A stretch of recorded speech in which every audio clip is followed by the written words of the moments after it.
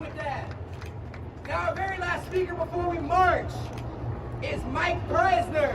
Now Mike is an anti-war veteran who's organizing soldiers' resistance to the war, producer of Empire Files, and the host of the Eyes Left podcast. Please welcome Mike Prysner. Yeah, Mike! You're excited to take these streets and show the world where we stand? Yeah! Our streets! Whose streets? Our streets! And make some noise if you think what Trump did was a war crime! Make some noise if you think this Senate should remove this president for that war crime! If this government was a people's government, that's what they'd be doing right now! They wouldn't be debating about the strategy of how he did it, or how good or how couth it was. They'd be saying this was a crime and needed to be brought to jail and taken out of office for that crime!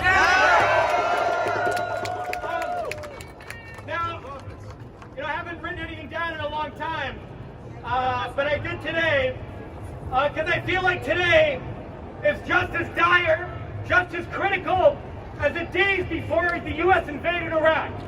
When it was critical that people came out to voice their opposition and to start building the networks that were necessary to fight against it. We're at that moment again now. We haven't been at a bigger moment in a long time, in 15 years, since March of 2003. But I wanted to take it back a little bit further first. When I was 7 years old, in 1990, I remember writing letters to George H.W. Bush, telling him not to go to war with Iraq in 1990. But they did. And U.S. warplanes burned civilians alive in their cars while they were escaping the battlefield. And we bombed that country for a decade from that point on. Sanctioned the country that killed 1 million civilians. And then Clinton came into office. What did he do? He bombed Iraq. And then 2003 comes around. We demonstrated in 2003 also. Actually, the biggest day of world protest ever in global history was in February in the lead up to the Iraq War. But they still went to war and they invaded. They killed 1 million Iraqis. They subjected the Iraqi people to untold brutality and horrors and terrorism on a daily basis, occupying their streets. And now here we are again today, on the eve of another major war in Iraq, this time bringing Iran into it. And we are here to say that just as we've been here through the past 30 years of you refusing to give the Iraqi people peace, that we will be here to fight you every step of the way.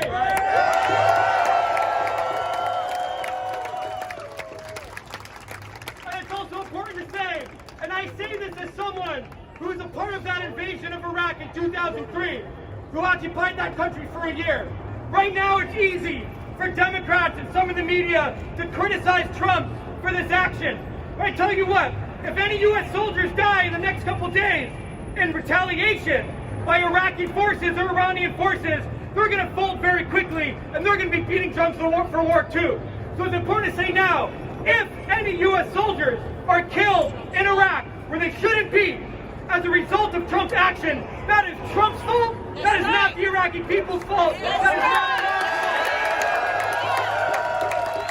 fault. We need to blame the generals in the Pentagon who created this situation, and we need to honor the Iraqi people's demand for all U.S. forces to leave the country now.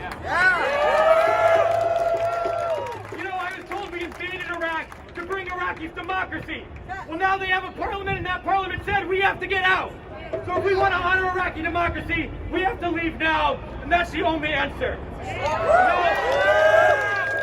incredible. It's so incredible to see so many people out here demonstrating against this war, and with dozens of cities all across the country. I don't know if you've seen it yet. Thousands of people are coming out alongside you to oppose this war, and we need to keep that going. But there's a lot of people who are advocating the war and saying that this is a good thing, and saying that we need to escalate it. Well, you know, what do all those people have in common that are advocating for the war? What do they all have in common? They're all rich. And I don't mean just rich, I mean rich. I don't mean like drive a fancy car rich, I mean like they don't drive their own car rich. The people that are telling us to go to war live lives that we can't even imagine. But the people of Iran, the people of Iraq, if you take away the different language, you take away the different culture, we have a lot in common with them, right? What's life like there? You go to work, try to save a little bit of money, to have a future, those kind of things, the things that we all worry about, right? Can you fathom what it's like to be a Raytheon CEO? Can anyone imagine it? Can anyone imagine what it means, what it'd be like to be a shareholder of an oil company? How about a CNN anchor? Can you relate to that kind of life? The people that want us to go to war, we can't even fathom it. Can anyone fathom what it's like to be a billionaire? Have 20 houses, have 5 yachts. None of us can imagine that. Yet these are the people that are leading the charge for war, that are funding the think tanks that turn out all the New York Times articles and talking heads of the media that tell us why we have to go. We have far, far more in common with the people they want to kill than the people that are telling us we have to go kill them.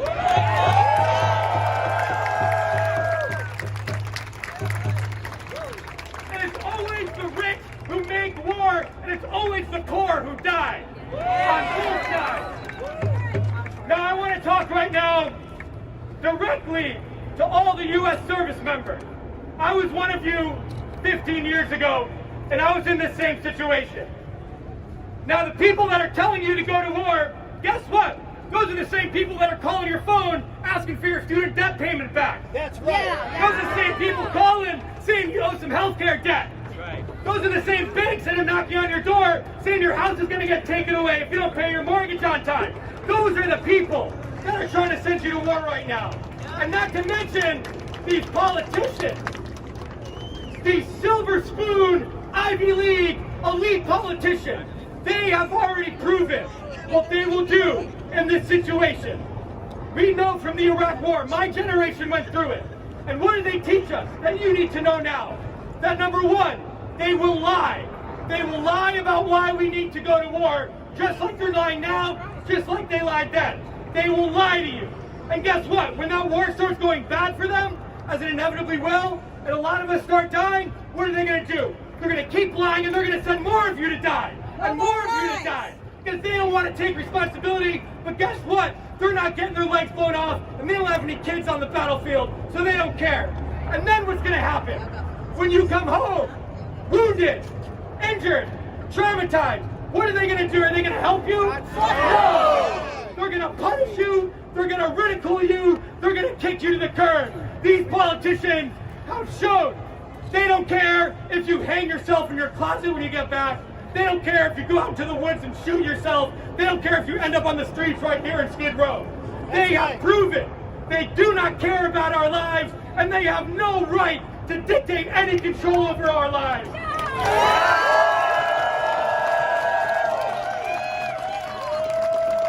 But you have the right, you have the legal and moral right to say no to their orders and say no to their war.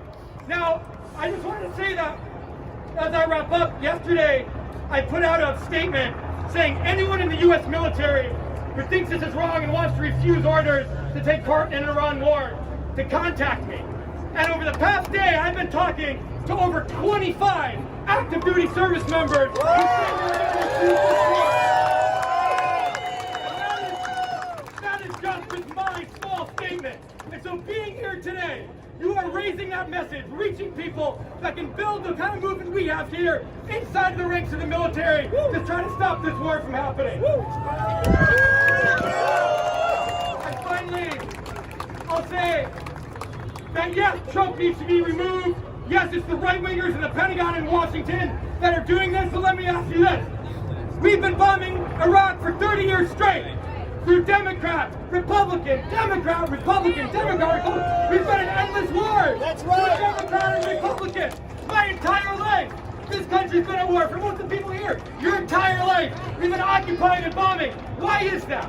It's because imperialism is not a policy of a particular president. It is a system. It is a system that only cares about expanding profit. Not even just for the military-industrial complex, we're just making money off this war right now. Not just for the oil companies whose stock prices just shot up, but for the big investment bankers who just need to invest in new places. That's it. That's the reason. It's a barbaric system. And the way you fight that system is by not just fighting a president, but by building a movement for a better world. That's all of us. If we build a multinational movement, a multiracial movement, a multi-gender movement, a multi-generational movement, if we all understand that what we have in common is our class, our working class situation in this country, that unites all of us. And if we come together on that basis, on what unites us, we are more powerful than anything the billionaires can buy. We can fight them.